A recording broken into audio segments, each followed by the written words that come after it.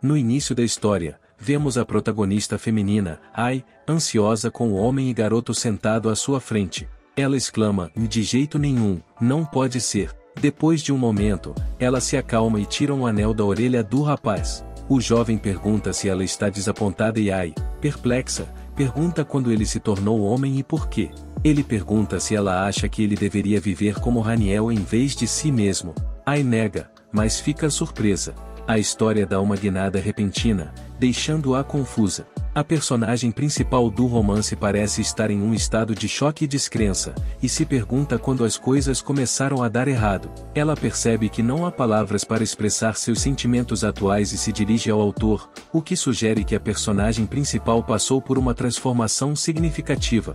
Um pouco mais tarde, N narra sua experiência. Um dia, ela acordou em um corpo estranho e em um mundo desconhecido, dentro de um quarto grande e elegante em estilo europeu, com móveis desconhecidos.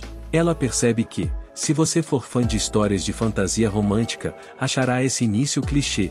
Já se passaram 8 anos desde sua chegada e ela ainda não conhece a história original. Sua empregada informa sobre a lula na sopa, ao que Ai, a princesa do Ducado de Verum, expressa sua frustração por ter sopa de lula novamente. Seu irmão mais velho, Gnad de Verum, a repreende por pegar na comida durante a refeição.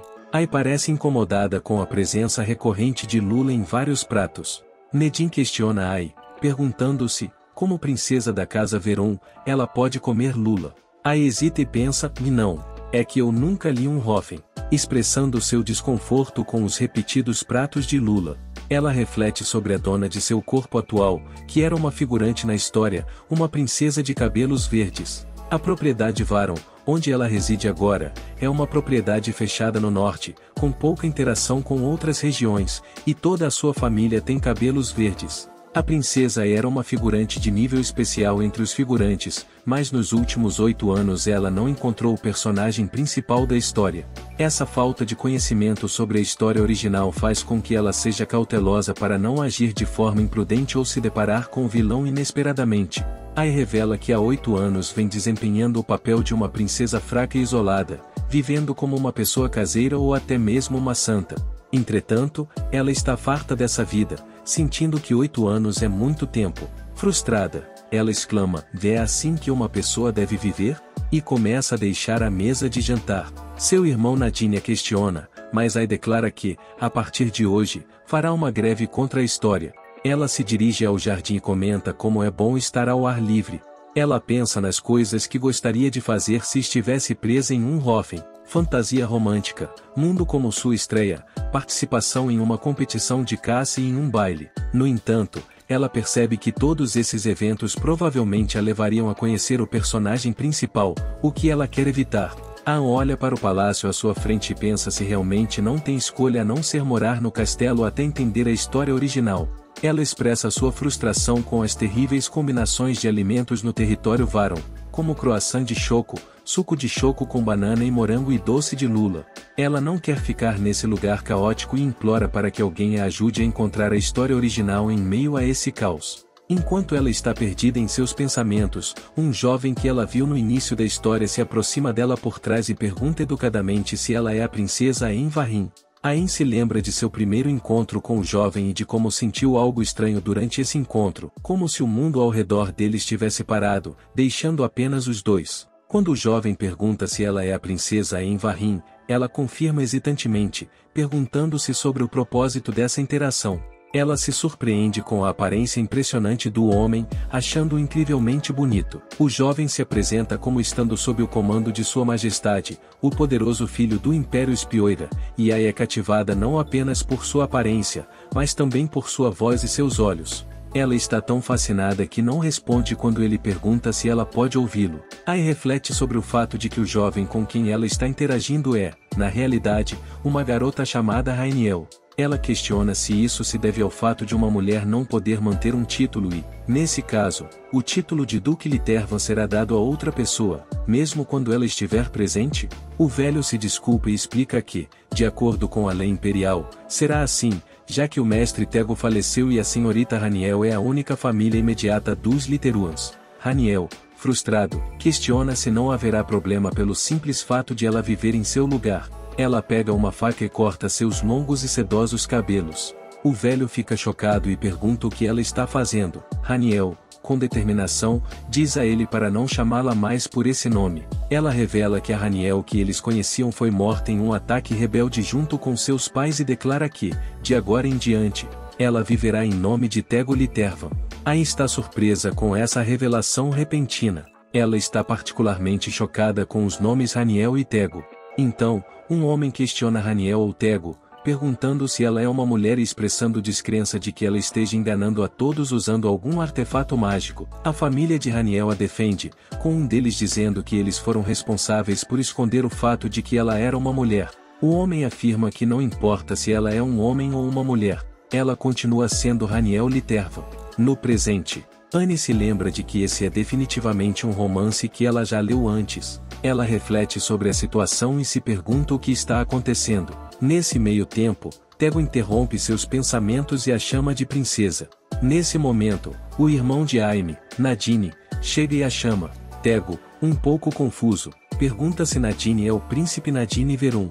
Nadine fica igualmente perplexa e pergunta quem é esse estranho aleatório. Tego explica que recebeu ordens do imperador. Nadine acha isso ridículo e Anne reflete sobre a situação, percebendo que, depois de 8 anos possuindo um personagem do livro, ela finalmente conheceu o personagem principal do romance. Tego pergunta se há algo confuso com Princess e aí pensa sobre o problema que está enfrentando. Ela percebe que a pessoa que conheceu não é o protagonista masculino, mas a protagonista feminina vestida de homem por meio de magia. Frustrada, ela pensa em fazer uma greve também nessa situação desconcertante.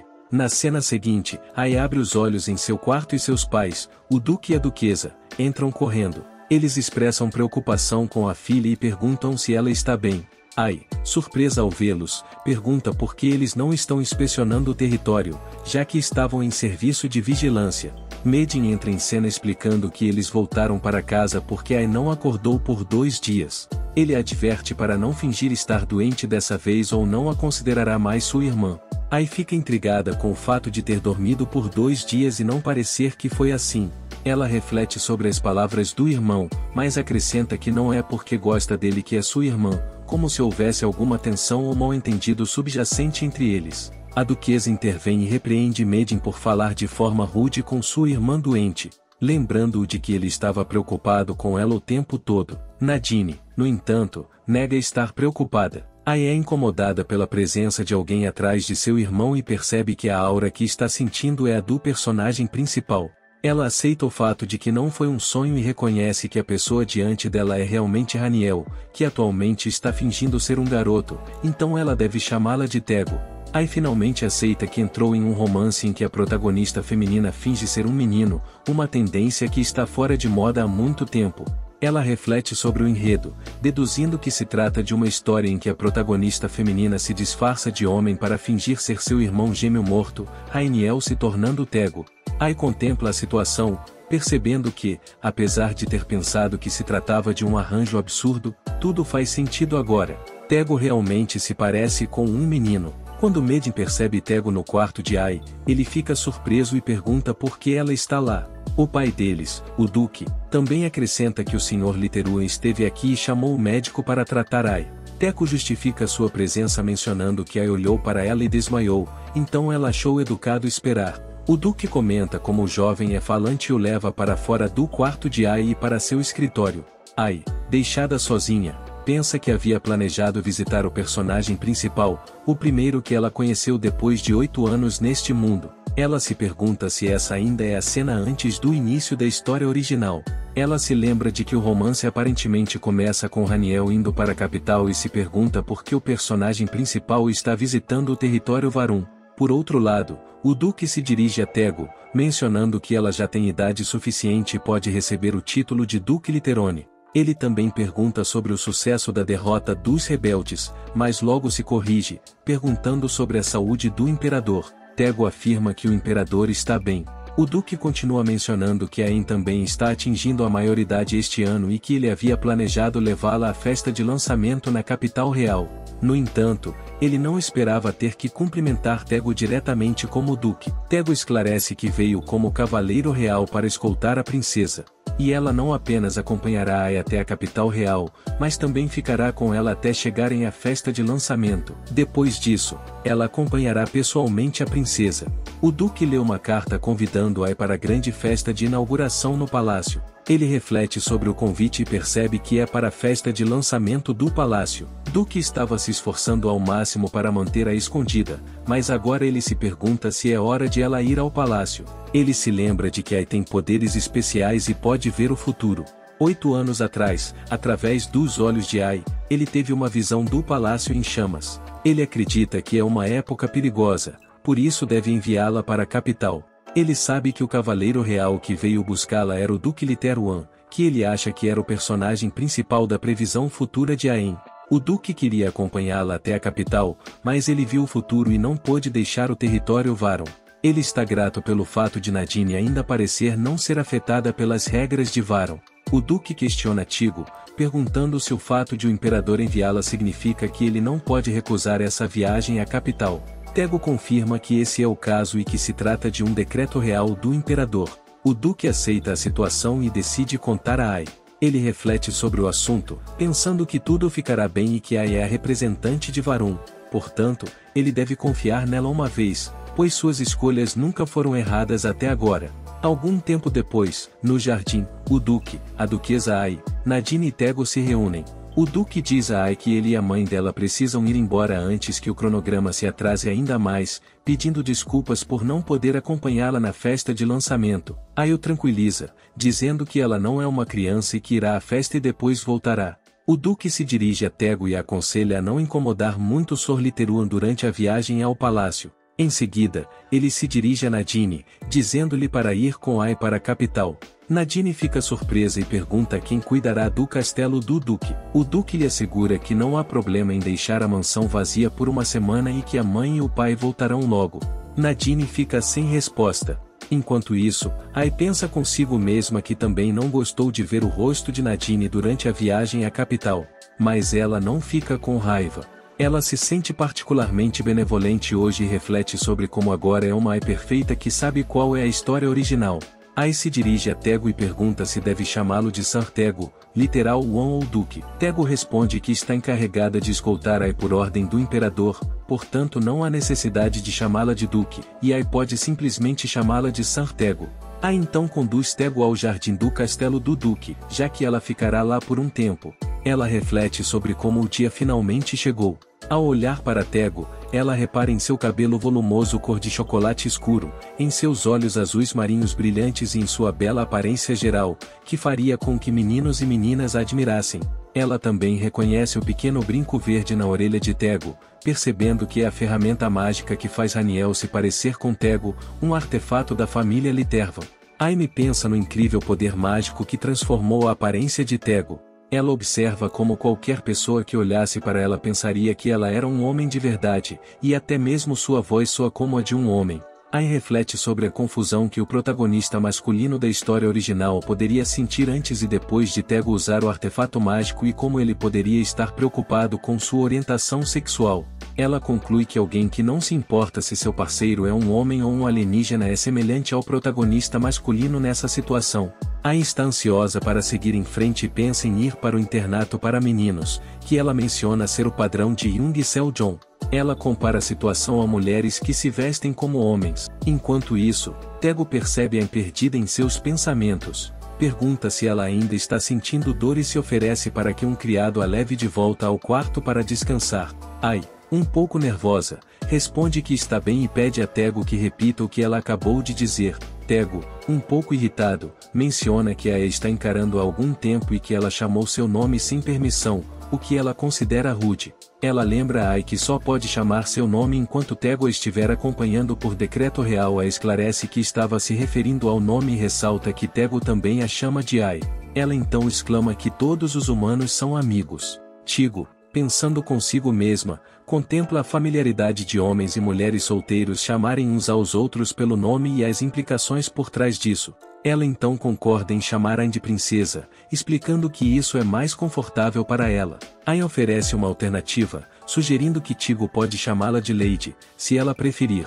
Tego continua a refletir sobre o comportamento de Ain, perguntando-se se ela está sendo rude ou se não tem boas maneiras. Ele começa a se perguntar se Ai pode ter outras intenções. Tego questiona se Ai a está levando para um jardim secreto, sem ninguém por perto. Tego expressa sua preocupação de que Ai possa estar levando-a para um jardim escondido, onde ninguém mais vai. Ai fica surpresa com isso e começa a pensar que Tego pode estar desconfortável devido à sua aparência de menino. Ela garante a Tego que não é seu tipo e pede desculpas por qualquer confusão, mas que também adora meninos. Isso surpreende Tego e os dois se olham. Ai se pergunta por que Tego está tão calma apesar do fato de ela não ser seu tipo e de ser, na verdade, um homem. Em vez disso, Tego parece não se incomodar. No momento em que eles trocam essas ideias, o irmão de Ai e Nadine os chamam, perguntando o que estão fazendo. Em uma mudança de cena para 30 minutos atrás, Nadine, o irmão de Ai, está procurando por ela e se pergunta onde ela foi, especialmente porque um professor de dança está sendo esperado em breve. O mordomo informa a Nadine que Ai está no jardim e que San Literu lhe disse pessoalmente para voltar ao castelo do Duque. Nadine acha estranho o fato de que, sempre que Ai encontra alguém da capital, ela não é. Ela fica nervosa e ele especula que ela pode ter se apaixonado pelo Duque Literu à primeira vista. No momento em que Ai e Tego estão absortos em sua conversa, a Nen chega e grita com eles, perguntando o que estão fazendo. Ai insiste que Nadine não deve gritar porque seria indelicado com San Tego, que está ao lado dela. Frustrada, Nadine sugere que Ai pode ter sentimentos românticos por Tego, mas Ai tapa os ouvidos, fingindo não ouvir. Tego esclarece que Ai está apenas mostrando a ele como plantar. Ai diz a Nadine que afirmar tais coisas a tornaria mais suspeita. Ela garante que o que quer que Nadine esteja pensando não é o caso. Ai percebe como seu comportamento pode parecer estranho, dado seu isolamento anterior no castelo, e entende que os outros podem presumir que ela está loucamente apaixonada pelo belo cavaleiro da capital. Ai reflete sobre sua situação, preocupada com o que aconteceria se os outros descobrissem que ela é uma forasteira que entrou nesse livro. Ela cogita a possibilidade de uma coletiva de imprensa com pessoas que entraram em livros como ela. Ao olhar para Tego, ela decide seguir o enredo original, não revelando que ele agora é uma garota e mantendo seu disfarce. Ela entrou em um livro de fantasia romântica chamado Sword and Flower, de Espada e Flor, no qual o protagonista, Haniel, não pôde herdar o título por ser uma menina. Como resultado, ela se disfarça como seu irmão falecido para proteger sua família. Depois de receber ordens do imperador como Tego Lirvan, ela conhece o personagem secundário masculino. Ai contempla seu papel no livro em que entrou, que inclui um personagem coadjuvante calculista, uma senhora vilã e o filho deles. Na segunda metade do romance, todos ficam sabendo que a senhora vilã é, na verdade, uma mulher. Ela se torna a primeira duquesa do Império, reconhecida por seus esforços em reprimir os rebeldes, o que resulta em um final feliz para sua personagem. Quanto a Ai, seu papel é o de coadjuvante, e ela nunca pensou em namorar antes, pois teme namorar pessoas cruéis. Entretanto, ela percebe que, como está em um romance de fantasia, deveria estar namorando. Ela estava determinada a encontrar um namorado bonito, mas não o protagonista.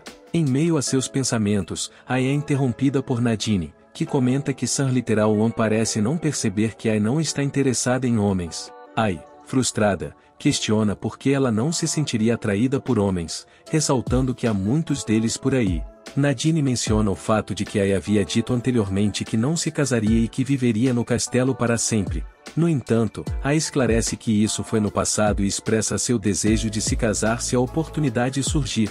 Isso leva a uma discussão entre os dois irmãos, com Nadine achando as declarações de Ai infantis. Enquanto a discussão entre os irmãos continua, Tego limpa a garganta para lembrá-los de sua presença e pede desculpas educadamente, incentivando-os a continuar a conversa. Aian, ao ver o leve sorriso de Tego, não tem certeza se é um sinal positivo ou se Tego estava rindo dela. Ela observa a beleza de Tego e fica momentaneamente intrigada com isso.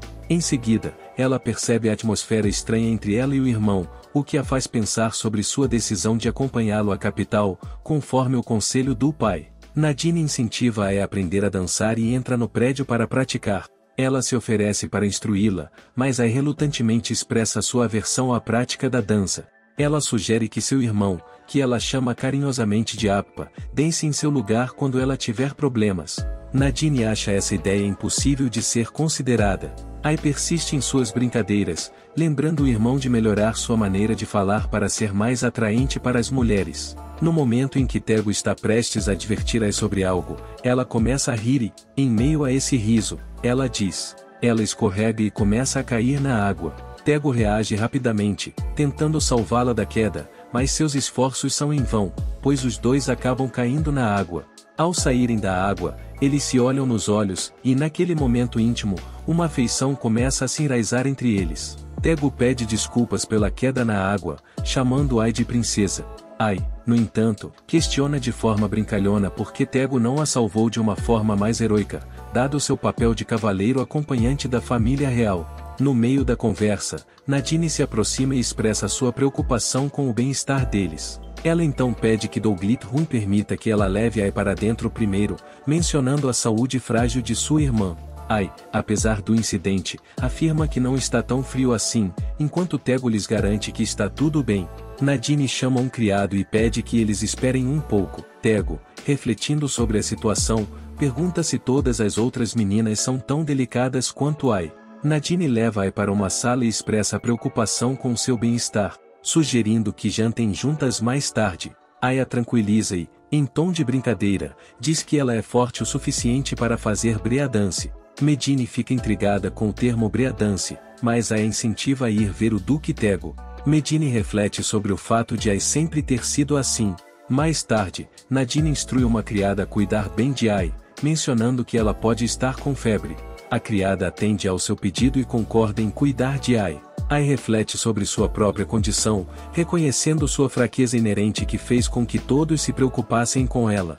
Ela revela que não aparece no romance e que era basicamente uma princesa desconhecida que estava acamada há 11 anos.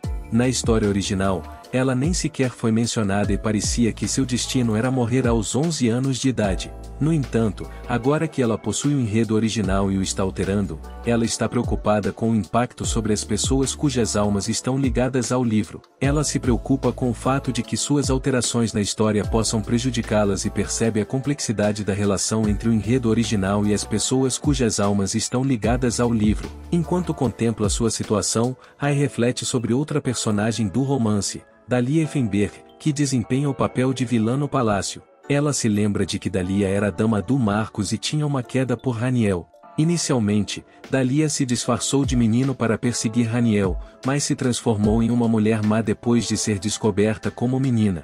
Ai reconhece que muitos romances tendem a culpar os vilões e ela não tem certeza se deve se envolver.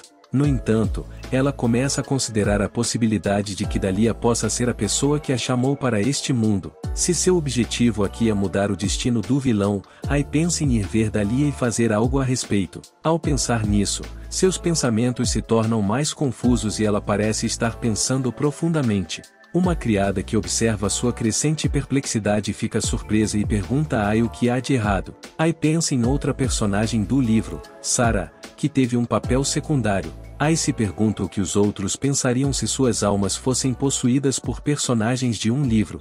Ela se dirige especificamente a Sarah, dizendo que, se pudesse escolher seu papel, o que ela faria? Sarah hesita, comparando a atuação, e Ai explica que é algo semelhante. Sarah pergunta se ela é uma boa pessoa na história, e Ai responde que não importa se um personagem em um romance não faz muita coisa. O que importa é se ele desempenha um papel bom ou ruim. Sarah então expressa seu desejo de se aproximar de alguém que desempenhe um bom papel, ao que Ai comenta sobre a relativa falta de importância do papel de Sarah. Mas Sarah sugere que, se as pessoas são boas, não há mal algum em se aproximar umas das outras. Ai concorda e chama a Sarah de gênio. Ela percebe que ser uma possuidora de livros é imprevisível, e é melhor ter uma segurança criando uma amizade com a protagonista feminina, já que ela será expulsa após a festa de estreia. Ai acredita que é uma boa ideia ter a protagonista do seu lado, mesmo que haja um problema com a senhora vilã quando ela for ao Palácio Imperial. Ela conclui que, como se trata da protagonista feminina, não há como surgir um interesse amoroso do nada, então ela decide ser amiga do Duque Tego. Do outro lado, Nadine e Tego estão juntos. Mad menciona a recente grosseria de Ai, expressando preocupação com o clima frio e com o fato de Ai ter sido molhado com água. Tego hesita, mas garante que ele está bem. Mad explica que Ai, apesar de sua doença desde a infância, é criativa e tem uma personalidade brilhante, sempre dizendo coisas estranhas. Ela relembra a infância de Ai e Tego se pergunta sobre a dinâmica entre esses irmãos, questionando se todos os irmãos normais são assim. Tego reflete sobre sua própria situação, percebendo que eles não eram irmãos normais, especialmente considerando a ausência de Rainiel. Há 10 anos, no território literuano, Tego fica sabendo do Império Espio, fundado por 4 indivíduos de um antigo clã. A família Literua está entre as que herdaram diretamente o sangue desses fundadores. Tego pergunta se outras famílias possuem o mesmo artefato que seu pai. Seu pai afirma isso, mas explica que o artefato de cada família tem uma forma diferente. O artefato transmitido apenas para a linha direta de cada família, atualmente, tem importância simbólica, provando a legitimidade da linha direta. Seu pai revela que esse item aparentemente simbólico é, na verdade, uma ferramenta mágica reservada para o uso de indivíduos especiais. Tego ouve surpreso o pai explicar o conceito de expressionites. Esses são indivíduos raros, nascidos exclusivamente na linha direta da família, que possuem fortes poderes mágicos. Seu pai confirma que Raniel, a irmã de Tego, é uma dessas expressionitas. Quando Raniel era jovem, ela deixou as terras do clã para ir ao Santuário das Garças. Um movimento que visa evitar o fenômeno de explosão mágica comum em expressionitas mais jovens. Devido à preocupação com a possível exploração de suas habilidades, seus pais escondem o fato de que ela é uma expressionite para protegê-la. Tego, preocupado com seus pais, pergunta ao mordomo sobre o paradeiro deles. O mordomo informa, com tristeza, que eles correram para o santuário quando souberam do estado crítico de Lady Rainiel. Tego, reconhecendo a situação, decide fazer suas refeições sozinho em seu quarto, pedindo ao mordomo que compartilhe a comida restante. O mordomo hesita, lembrando que hoje também é o aniversário de Raniel. Tego, profundamente abalado pela doença da irmã, questiona a conveniência de comemorar sozinho enquanto sua irmã gêmea não está bem. Tarde da noite, Tego vai para o campo de treinamento e descarrega a sua frustração praticando intensamente com sua espada. Ele questiona a dinâmica de seu relacionamento como gêmeos, nascidos do mesmo embrião.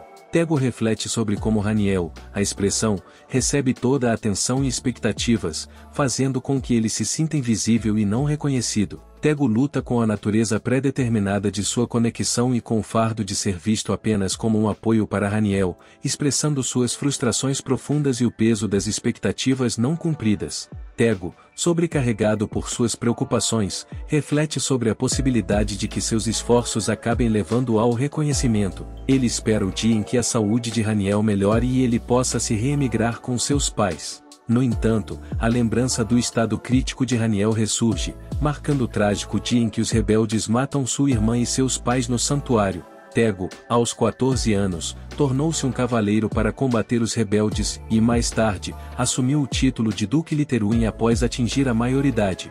Apesar de suas conquistas, uma pergunta persistente o assombra de se foi certo ele ter sobrevivido em vez de Raniel. Esse dilema interno tem preocupado os pensamentos de Tego há 8 anos, sem ser revelado a ninguém. A história muda para o presente, onde Nadine e Tego estão sentados à mesa de jantar. Nadine informa a Tego que o jantar, com lulas, é uma especialidade de seu verum. Ela sugere experimentar a lula grelhada recheada com carne de porco. Um criado interrompe, mencionando que a senhorita Ai se juntará a eles em breve. Tego reflete sobre o criado, chamando Ai pelo apelido, e expressa sua desaprovação. Nadine instrui o criado a adicionar bastante lula à sopa de Ai, mas o criado observa que Ai não come lula porque não sabe como comê-la corretamente.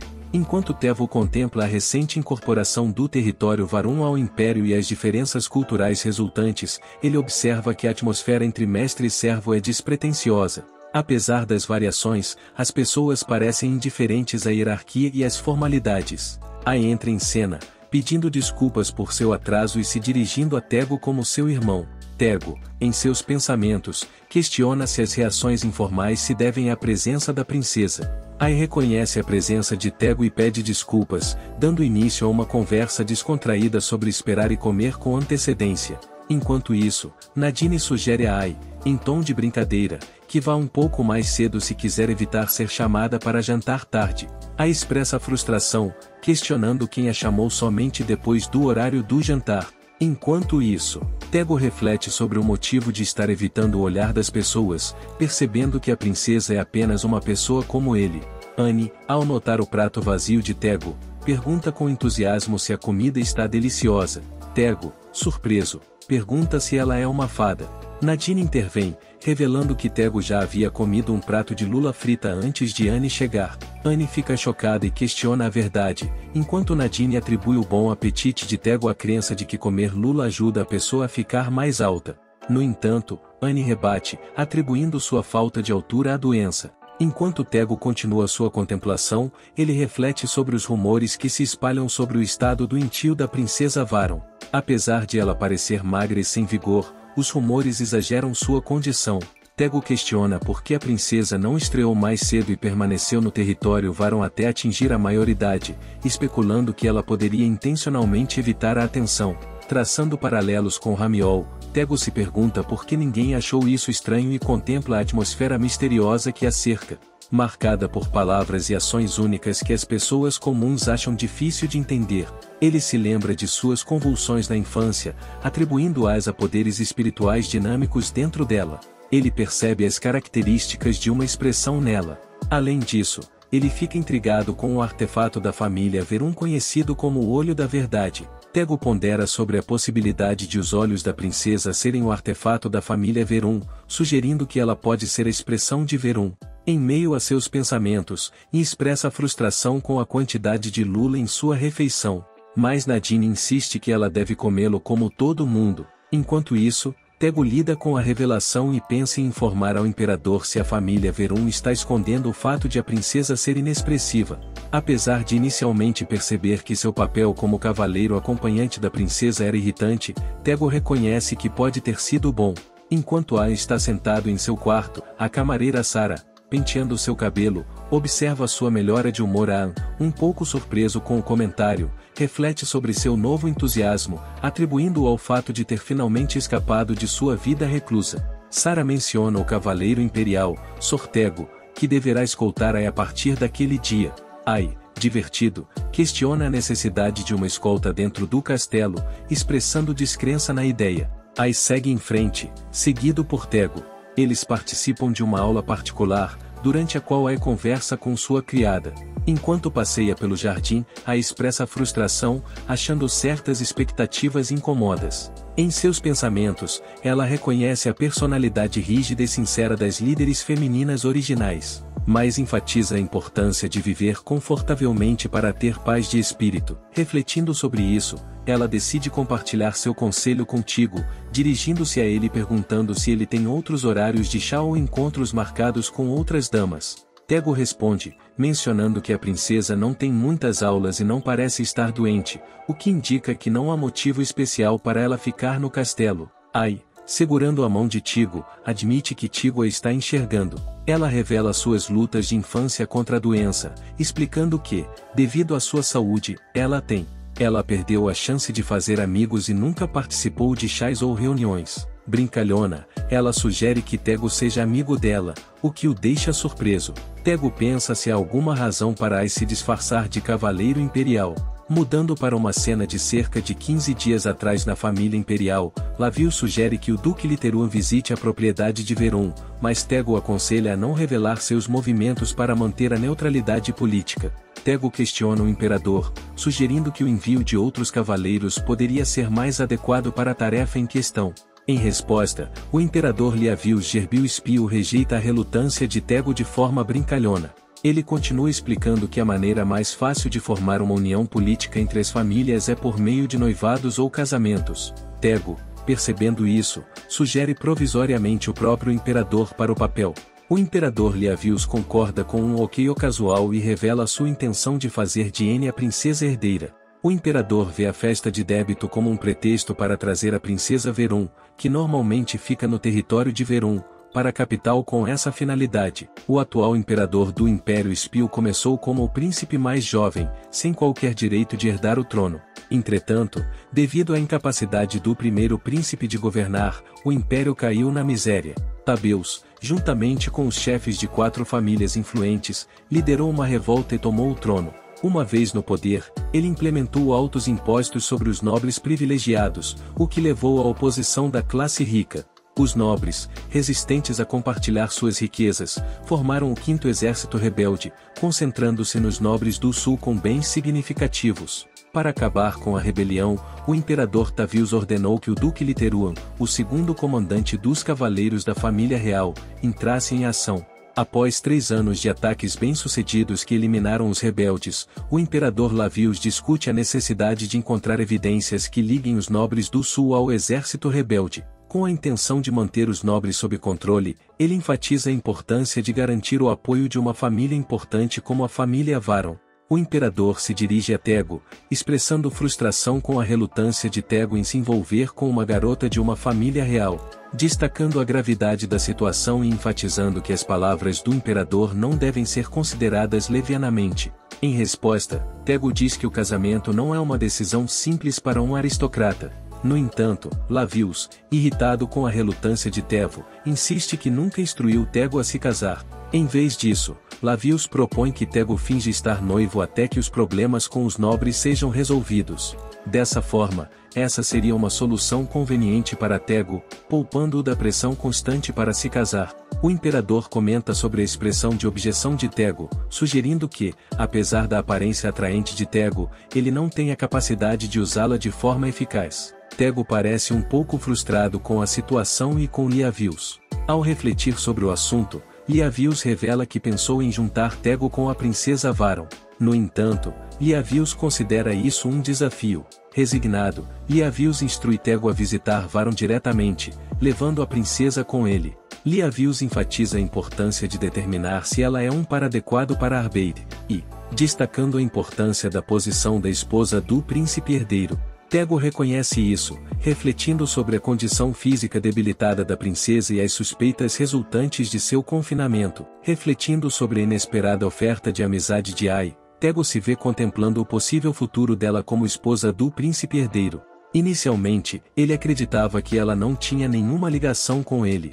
No dia seguinte, na mansão do Duque Verum, Tego trabalha em um relatório com Nadine. Ela pergunta sobre o comportamento estranho de Tego perto de Ai. Tego concorda com isso, atribuindo sua natureza reservada ao fato de ser menos falante. Nadine comenta que Ai é especial e amigável, assegurando a Tego que ele se acostumará com ela. Tego reflete, sentindo-se constrangido, porque Ai era muito amigável. Ai, por outro lado, expressa tédio. As aulas da tarde terminam mais cedo do que o esperado e Ai se pergunta por que Tego parece estar evitando-a depois da interação de ontem. Ela questiona por que Tego agiria dessa forma quando ela simplesmente pediu que ele fosse seu amigo, enfatizando que mesmo um personagem extra é um ser humano com sentimentos. Ai, sentindo a dificuldade de se aproximar de Tego e a tristeza da rejeição repentina, contempla uma perda de confiança. Na ausência de Tego, ela decide descansar no jardim, encontrando consolo no ambiente pacífico sem nenhum servo por perto. Refletindo sobre sua tentativa anterior de guiar Tego, ela expressa alívio pelo fato de nenhum criado tê-la interrompido dessa vez. Enquanto observa Tego dormindo, ela se pergunta se ele consegue encontrar seu próprio caminho para o jardim. Ao observar Tego com atenção, Ai reflete sobre a semelhança de Tego com a protagonista feminina do romance original. No romance, a protagonista feminina frequentemente passa por eventos engraçados e coincidentes. Ai se maravilha com o belo rosto de Tego, ponderando se a beleza cativante poderia fazer com que as pessoas se apaixonassem por ela independentemente do gênero. Intrigada com os detalhes, ela especula se a protagonista feminina usou magia para se travestir e nota a presença de um pomo de Adão, expressando surpresa com o nível de detalhes da situação. Observando Tego de perto, Ai contempla a transformação drástica, perguntando-se, de forma divertida, se Tego poderia até mesmo deixar crescer a barba.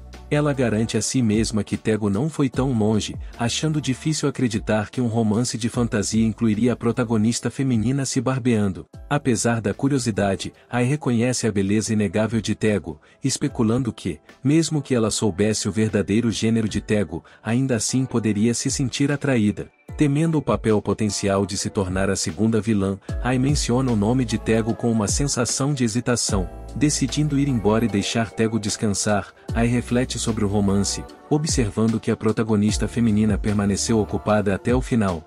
Antes de partir, ela lembra Tego de seu pedido de amizade. Tego, ao abrir os olhos depois que Ai sai, expressa confusão sobre suas próprias ações, percebendo que fingiu dormir porque não se sentia à vontade para encará-la. Apesar da proximidade e da respiração compartilhada, Tego questiona sua falta de cautela, argumentando que eles ainda estavam dentro da mansão do Duque e que ele poderia ter reconhecido abertamente a presença dela. Levantando-se, Tego pondera sobre a necessidade de a princesa Ai ser mais cautelosa, percebendo os riscos potenciais de outra pessoa encontrá-la nessa situação. Ele reconhece a necessidade de protegê-la com mais atenção. Refletindo sobre a superproteção da mestre Nadine em relação a Ai, Tego tem empatia por esses sentimentos, compreendendo a responsabilidade de cuidar de uma mulher em crescimento. Ponderando sobre a dinâmica dos relacionamentos entre irmãos, ele questiona se lidar com Ai é semelhante a lidar com uma irmã mais nova. Enquanto está escondido, Tego observa Ai com outro homem, expressando surpresa e preocupação com sua presença prolongada e com o homem não identificado que a acompanha. Tego se vê envolvido na situação, questionando a identidade e a proximidade do homem que acompanha a princesa Ai. Apesar da boa aparência do homem, Tego considera seu rosto mediano e sua interação casual com a princesa o surpreende, observando que os cavaleiros de Verum parecem menos disciplinados do que o esperado. Tego então se posiciona atrás de Ai, que ainda está conversando com o homem. Enquanto a instrui Ai a preparar a carruagem, Tego a interrompe, perguntando sobre seu destino. Ai, surpresa, lê Tego, e menciona casualmente seu plano de visitar o mercado por um tempo. Enquanto isso, Ai percebe que se esqueceu de apresentar Sor Lowen, sua escolta dedicada a Tego. Tego, por sua vez, afirma que ele será a escolta de Ai até chegarem ao Palácio Imperial, apesar de Ai questionar a necessidade, considerando a segurança dentro do território de Varum. Tego olha para Lowen e, quando Tego explica que são ordens do Imperador, Lowen expressa frustração, sugerindo que Tego está apenas com medo de perder seu emprego. Apesar da tensão, Ai decide que Tego a acompanhará ao mercado, assegurando a Lowen que estará de volta no jantar. Os dois seguem para o mercado na carruagem. Tego então questiona Ai sobre seu relacionamento íntimo com seu acompanhante, San Lowen.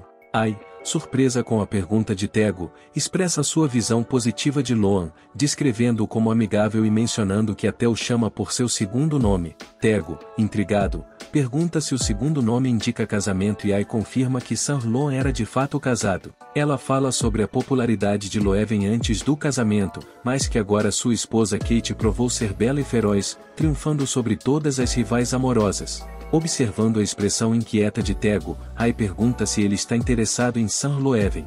Tego responde confuso, e Ai esclarece que o casal continua feliz, mas que San Loewen tem preferência por alguém de cabelos ruivos. Tego, perplexo, reconhece essa informação, mas observa internamente a tendência de Ai de pensar de forma peculiar. Ai também menciona que Tego tem mais fãs do que San Loewen, referindo-se ao Duque do Sul de cabelos pretos. Ai e Tego chegam ao mercado e Tego se surpreende com a proximidade do território de Varum. Em resposta, Ai destaca que Varum não é conhecida apenas pelas lulas, mas também por sua impressionante infraestrutura. Tego, impressionado, comenta sobre a beleza da estrada e pergunta sobre as passagens separadas para pessoas e lojas. Ai explica que esse projeto é resultado da especialidade da área em lulas. A rápida divisão das pistas ajuda a manter o frescor dos frutos do mar e as passagens separadas reduzem o número de acidentes, melhorando a eficiência geral do mercado e das áreas de pedestres. Ai se mostra animada com o túnel recém-construído que se conecta a Yellow Road, prevendo maior mobilidade. Ela aponta as estradas novas e antigas, enfatizando sua importância para chegar ao Palácio Imperial. Tegel reflete sobre o desenvolvimento avançado do local em comparação com o Zodiac. Quando Ai pede para ser chamada de Rave Incógnito, Tegel reconhece o fato. Ai explica o significado do apelido e a necessidade de descrição devido à sua identidade de princesa. Tegava sugere a ideia de se disfarçar para evitar ser exposta durante o passeio. Ai revela sua identidade como a filha anônima da pessoa mais rica da capital real, explicando suas visitas frequentes ao mercado de Varum para fazer terapia devido à sua doença. Ela também revela que Tegava fará o papel do amigo de infância de Revi, que retornou a Varum após o treinamento noturno para ver seu amigo. Enquanto eles prosseguem, Revi, Ai assume o papel principal ao guiar Tego pelo mercado. Tego, expressando sua intenção de ser um cavaleiro comum, recebe uma reação brincalhona de Ai. Eles continuam sua jornada e Ai sugere que Tego se dirija a ela como Lady Ravi, já que ele afirma não gostar de fazer amigos. Tego, um tanto surpreso, reflete sobre o desafio de disfarçar Ai, considerando que seu cabelo característico poderia facilmente revelar sua identidade como a princesa de Verum. Eles entram em uma loja onde a senhora lojista se dirige a Ai como Ravi, e elogia o suco de banana com morango que ela recomendou.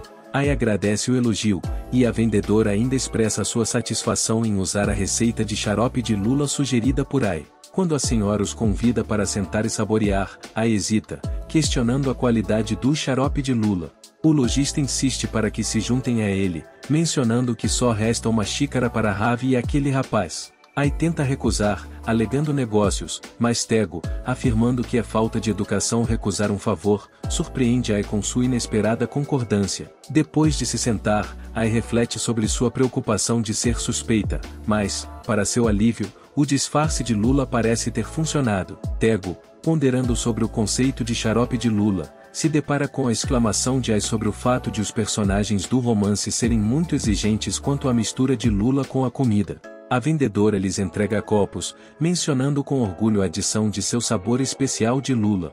Ai, olhando para Tego, pergunta-se, incrédula, como alguém poderia consumir tais bebidas sem sentir náuseas. Tego comenta com humor que isso é um privilégio, enquanto Ai considera que o romance está sob uma maldição de lula. Tego, sugerindo que a bebida poderia ser vendida para o Mar Amarelo, acrescenta um toque de humor à situação. O guardião do choque expressa sua preocupação com os desafios de vender lulas na estrada do Zodíaco devido à possibilidade de deterioração. Ela menciona o aumento do custo das bananas na receita, enfatizando que até mesmo em Verum eles têm quantidades limitadas, e questiona por que, apesar de uma colheita maior de bananas no sul este ano, os preços ainda estão mais altos. O Choteper atribui o fato à manutenção dos impostos e à redução das importações. Anne fica intrigada, pois o imposto sobre a banana deveria ter sido reduzido no mês passado. O encarregado de filmagem se demite, reconhecendo sua falta de influência em tais assuntos. Anne, frustrada com aqueles que fazem mau uso dos fundos públicos, concorda relutantemente com a situação. No meio da visita ao mercado, um homem idoso chama Anne, chamando-a de Ravi, e a convida para experimentar algo que ele acabou de fazer.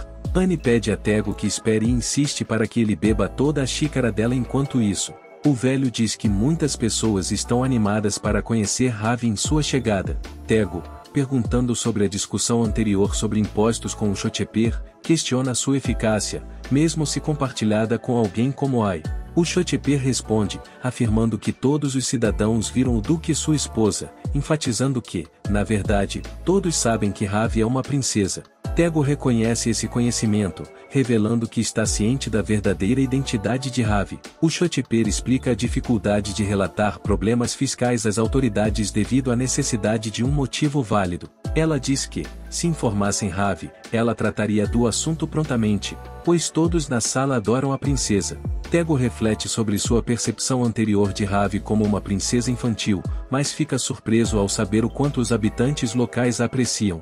Essa revelação o leva a considerar que Ravi poderia ser o par ideal para o príncipe. O lojista questiona Tego sobre seu relacionamento com a princesa, sugerindo que eles poderiam se casar. Tego fica surpreso com essa ideia e nega qualquer envolvimento romântico, enfatizando que, a guardiã do tiro, no entanto, nota o olhar perplexo de Tego para a princesa, expressando sua confusão. Tego esclarece que ele é apenas o acompanhante de Ai e, internamente, contempla o possível escrutínio que poderá enfrentar da duquesa com relação à sua dignidade de permanecer em Arvid. Enquanto explorava outra loja no mercado, Ai se depara com um pássaro feito à mão e expressa sua admiração, maravilhando-se com o trabalho artesanal. O Choteper se oferece para dar o pássaro a ela e a hesita, considerando a fofura de outro item que viu anteriormente. Tego intervém, questionando a necessidade de mais itens e apontando o desafio de armazená-los. No entanto, Ai rejeita suas preocupações, afirmando que os itens são pequenos o suficiente para serem guardados em seu quarto. Tego comenta sobre o espaço limitado no quarto de Ai, sugerindo que ele pode estar cheio. Ai, surpresa, pergunta se Tego já esteve em seu quarto antes, ao que ela confirma, mencionando que ele esperou lá quando ela desmaiou. Tego comenta com humor o estado desordenado do quarto dela, comparando-o a um altar em vez de um armário decorativo. Essa revelação preocupa Ai, que percebe que Tego viu o estado desorganizado em que ela o guardava.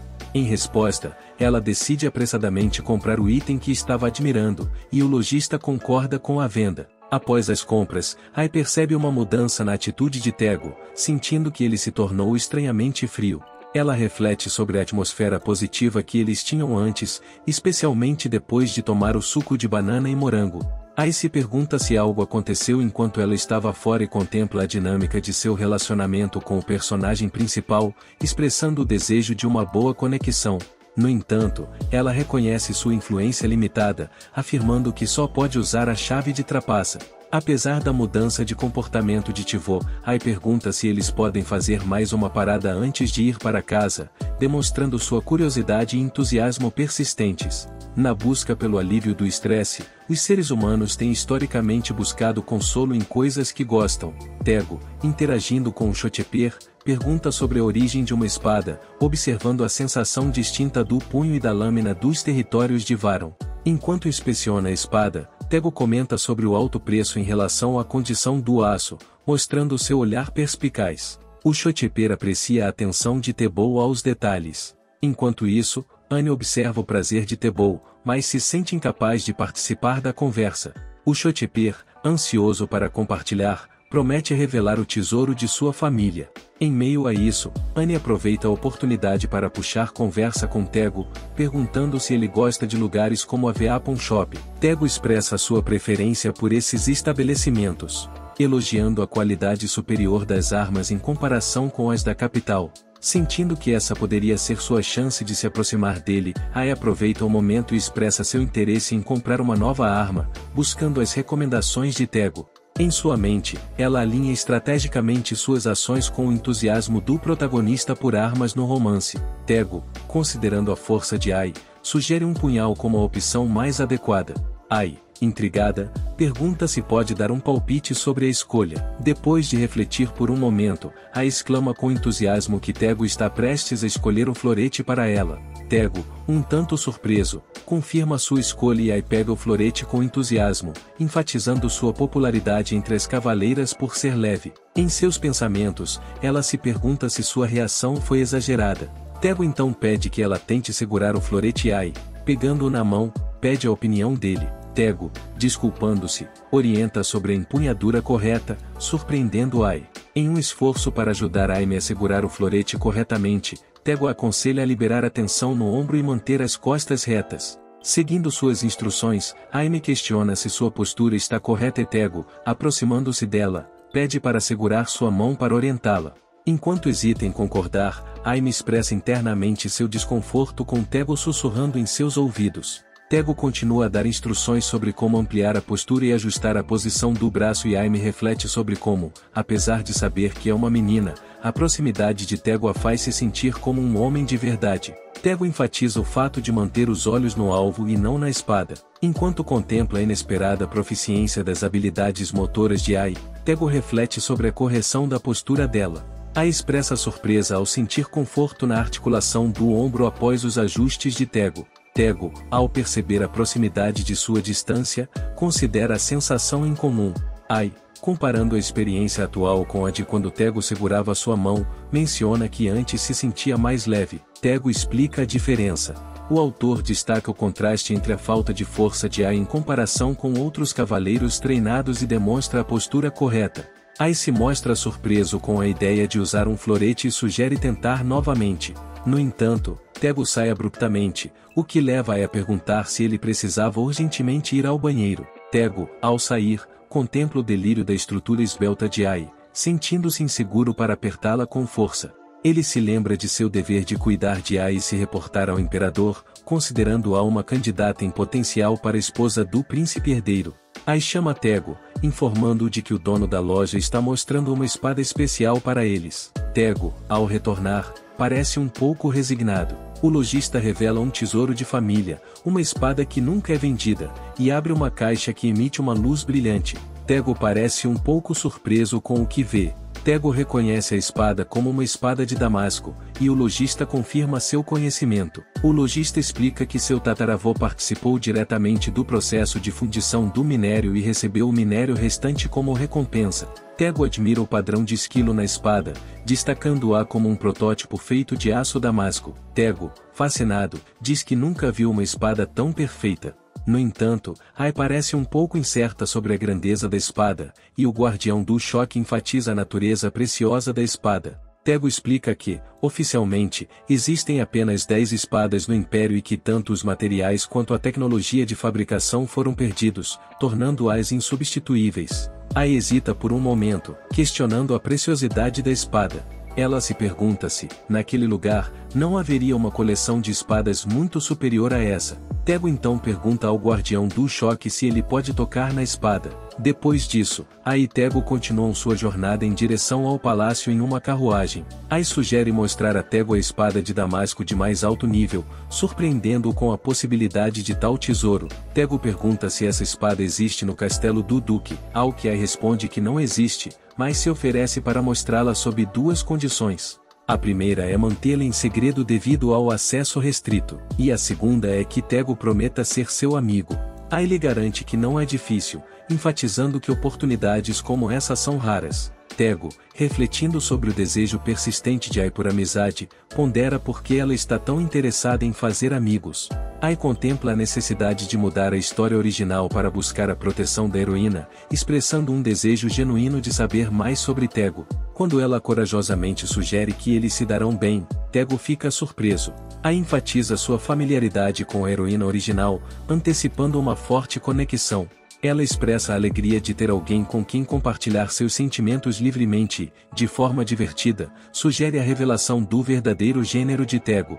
Ai conclui expressando sua esperança de ter a chance de se tornar a pessoa mais próxima de Tego. Depois de chegar ao palácio e à carruagem, Ai se mostra animada com a presença deles e pede a Tego que considere cuidadosamente sua proposta. Ela enfatiza a importância da resposta dele e insiste em manter segredo sobre o irmão. Ao descer da carruagem, Natin repreende Ai por não ter trazido um guarda-costas, ao que Ai se defende, afirmando que voltou com o Sr. Tego. Nadine continua preocupada, destacando a recente chegada de Tebaldi em Vyron.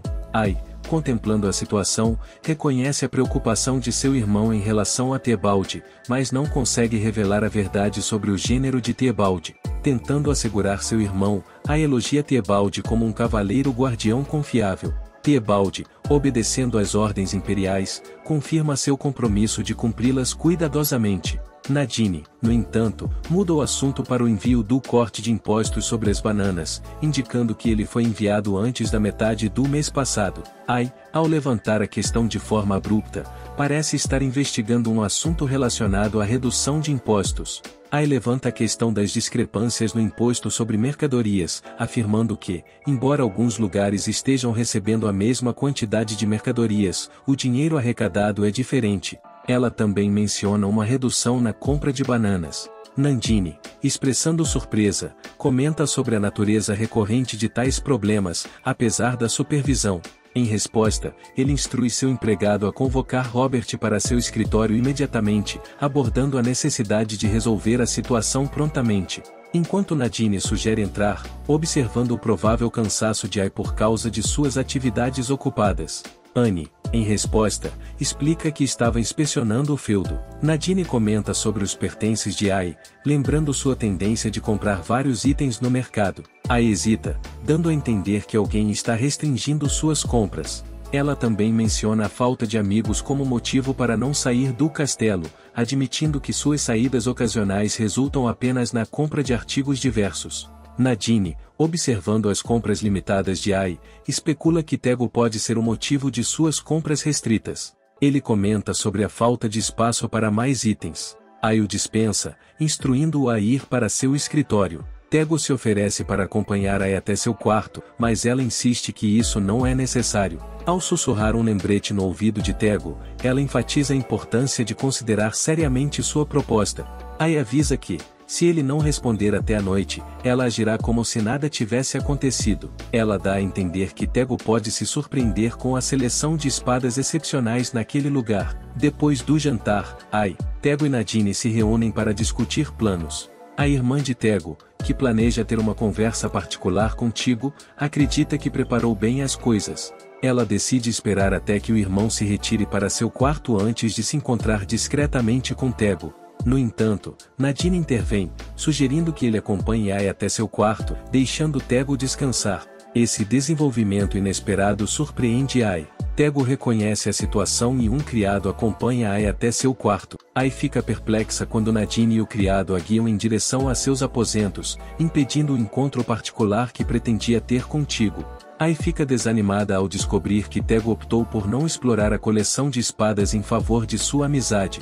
Enquanto isso, Nadine informa a Ai que ele se ausentará do castelo durante todo o dia seguinte para investigar pessoalmente a questão dos impostos. Percebendo que essa é uma oportunidade de sair de fininho, Ai pensa na chance de encontrar Tego sem interferência. Medine aconselha a ir dormir e não ficar vagando na noite fria. Apesar de sua decepção inicial, Ai reconhece suas palavras. Contemplando seu plano de levar Tego consigo, Ai entra sorrateiramente no prédio anexo do castelo do Duque Varun.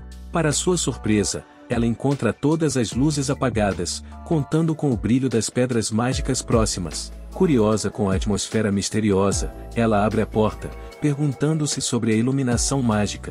De repente, Tego pega sua mão e questiona sua presença, chamando-a de princesa e perguntando por que ela está ali naquele momento. Expressando surpresa, Ai questiona Tego sobre sua presença no escuro, sugerindo que ele deveria ter acendido as luzes de seu quarto. Tego, sentindo-se desconfortável com outras pessoas perto de seu quarto, conta que pediu às empregadas que saíssem após o pôr do sol. Ai e seus pensamentos percebem que o desconforto de Tego pode ter origem no medo de ser descoberto em seu disfarce. Apesar disso, ela percebe o incômodo de Tego com ela por ter entrado sorrateiramente, preocupado com a possibilidade de Tego esquecer o encontro matinal. Ai explica seu medo e Tego, reconhecendo o desejo de segredo da princesa em relação ao príncipe Nadine, decide procurar o quarto de Ai. Mesmo assim, ela tem coragem de perguntar se eles realmente verão a espada de Damasco no dia seguinte. Tego responde questionando a importância de discutir espadas em sua situação atual. Ele se pergunta por que Ai, sem nenhuma criada, veio até ele em uma hora tão tardia. Em seus pensamentos, Tego reflete sobre o comportamento peculiar de Ai e expressa frustração com a falta de cautela dela em relação aos homens. Ele pensa se a abordagem indiferente de Ai indica que ela não o vê como um homem. À medida que as peças do quebra-cabeça se alinham, ele sente que estão se aproximando da resposta correta. Expressando preocupação com a segurança de Ai, Tego questiona a falta de medo dela ao visitar o quarto de um homem sozinha. Ele enfatiza a importância de ser cautelosa, mesmo que ela não perceba nenhum perigo. Em seus pensamentos, Tego reflete sobre seu conselho anterior a Ai, esperando que ele a leve a ser mais vigilante. Ele acredita que, apesar das intenções honrosas do Cavaleiro Guardião, a aparente falta de defesa de Ai, mesmo em espaços públicos, representa um risco. A cena se desenrola com Ai questionando Tego sobre suas ações, deixando-o surpreso e buscando uma explicação. No entanto, Ai confronta Tego sobre suas ações, afirmando que segurar o pulso dele foi um erro dela. Ela questiona seu empurrão deliberado e pergunta se ele a está ameaçando. Tego nega a ideia de ameaça e parece perplexo. Apesar de sua negação, Ai continua a segurar o pulso dele, sugerindo que está ciente do desconforto que isso lhe causa. Tego tenta comunicar que seu pulso está coçando e acaba cedendo à afirmação de Ai, permitindo que ela o solte. Gostaram do vídeo? Deixe o like e se inscreva no canal para os próximos.